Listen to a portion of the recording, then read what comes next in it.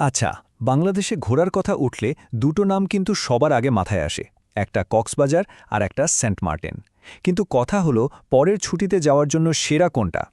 একদিকে বিশ্বের সবচেয়ে লম্বা বিচের সেই গর্জন, আর অন্যদিকে শান্ত প্রবালের এক মায়াবী হাতছানি। চলুন না আজ এই দুটো জায়গার ভালো মন্দ সব দিক নিয়ে একটু কাটাছেড়া করা যাক।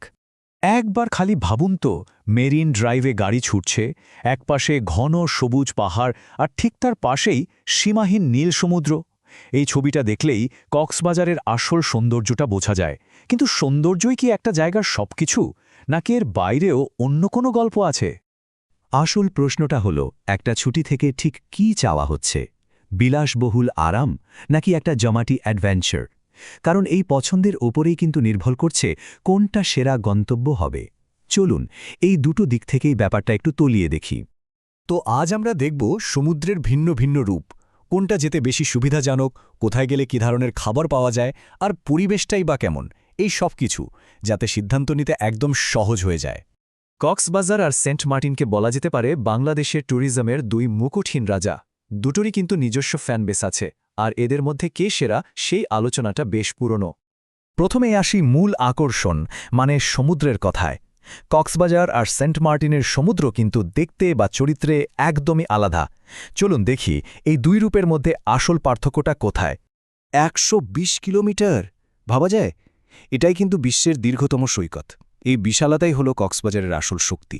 হ্যাঁ, এখানকার পানি হয়তো একদম কাচের মতো স্বচ্ছ না, কিন্তু ওই যে বিশাল ঢেউয়ের গর্জন আর যতদূর চোখ যায় শুধু বালি আর সমুদ্র, এর আবেদনটাই অন্যরকম। তো মূল পার্থক্যটা একদম পরিষ্কার। একদিকে কক্সবাজারের সমুদ্রের সেই রাজকীয় শক্তিশালী রূপ, আর অন্যদিকে সেন্ট মার্টিনের শান্ত স্ফটিকের মতো টলটলে জলের মায়া। দুটোই অসাধারণ, কিন্তু অভিজ্ঞতাটা সম্পূর্ণ ভিন্ন। আচ্ছা, সমুদ্র তো হলো, এবার চলুন দেখি এই দুই স্বর্গে পৌঁছানোর রাস্তাটা কেমন, আর ছুটির দিনগুলো কতটা আরামদায়ক হতে পারে।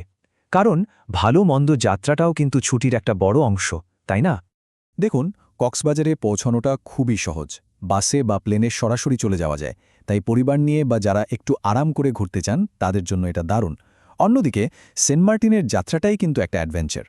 সেন্ট মার্টিনে যাওয়ার এই ধাপগুলো শুনতে হয়তো একটু ঝামেলার মনে হতে পারে, কিন্তু বিশ্বাস করুন, নীল সমুদ্রের উপর দিয়ে জাহাজে ভেসে যাওয়ার ওই অভিজ্ঞতাটাই অনেকের কাছে ভ্রমণের সেরা স্মৃতি হয়ে থাকে। মানে কষ্টের ফলটা আসলেই মিষ্টি। আচ্ছা, ঘোরাঘুরি তো হলো, এবার একটু পেটের কথায় আসা যাক। কারণ ভ্রমণ আর খাবার তো একে অপরের সঙ্গে জুড়ে আছে। চলুন দেখি এই দুই জায়গায় রসনা তৃপ্তির জন্য কি অপেক্ষা করছে। তার মানে খাবারের দিক থেকেও পছন্দটা বেশ সোজা। যারা বিধবিধ পদের খাবার ভালোবাসেন তাদের জন্য কক্সবাজারের জুড়ি নেই। আর যারা একদম টাটকা, মানে সাগর থেকে ধরে আনা গরম গরম মাছ ভাজা খেতে চান, তাদের জন্য সেন্ট মার্টিনই সেরা। প্রত্যেকটা জায়গার কিন্তু একটা নিজস্ব মেজাজ বা আত্মা থাকে। এখন আমরা দেখব এই দুটো জায়গার পরিবেশ কেমন, যা আসলে এক এক ধরনের ভ্রমণকারীকে টানে। পছন্দটা কিন্তু একদম ব্যক্তিগত। কেউ হয়তো উৎসবের মতো কোলাহল, মানুষের ভিড় ভালোবাসেন, আবার কেউ হয়তো চান প্রকৃতির মাঝে হারিয়ে গিয়ে একটু নীরবতা খুঁজে নিতে। কক্সবাজার আর সেন্ট মার্টিন ঠিক এই দুটো ভিন্ন অভিজ্ঞতাই দেয়। চলুন এক নজরে পুরো আলোচনাটা আরেকবার দেখে নেই। এখানে মূল আকর্ষণ, থাকা খাওয়ার ব্যবস্থা, খরচ আর পরিবেশ, এই চারটি পয়েন্টে কিন্তু বলে দিচ্ছে যে দুটো জায়গার মধ্যে মৌলিক পার্থক্যগুলো ঠিক কোথায়। তো এত কিছু জানার পর এবার ফাইনাল সিদ্ধান্ত নেওয়ার পালা। চলুন দেখি কোন ধরনের ভ্রমণকারীর জন্য কোন গন্তব্যটি সবচেয়ে ভালো হবে। তবে যে কোনো সিদ্ধান্ত নেয়ার আগে একটা খুবই জরুরি কথা আমাদের মাথায় রাখতেই হবে, আর সেটা হলো পরিবেশের প্রতি দায়িত্ব। সেন্ট মার্টিনের প্রবাল বা কোরাল অতিরিক্ত পর্যটকের চাপে আজ মারাত্মকভাবে ক্ষতিগ্রস্ত। এটা খুবই সংবেদনশীল একটা জায়গা, যা রক্ষা করার দায়িত্ব আমাদের সবার। তাই সেন্ট মার্টিনে যাওয়ার প্ল্যান করলে একজন দায়িত্বশীল পর্যটক হিসাবে পরিবেশের কথা অবশ্যই ভাবতে হবে। তার মানে গল্পটা খুব সহজ। যদি ছুটির মূল উদ্দেশ্য হয় আরাম, সব সুযোগ সুবিধা আর কম ঝামেলা, তাহলে চোখ বন্ধ করে কক্সবাজার বেছে নেওয়া যায়।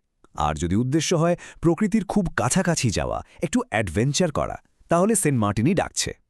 এই প্রশ্নটাই হয়তো সবকিছুর উত্তর দিয়ে দেয়, কারণ দিনের শেষে সেরা জায়গা সেটাই যেটা আপনার মনের মতো। আর এই সিদ্ধান্তটা তো একান্তই ব্যক্তিগত, তাই না?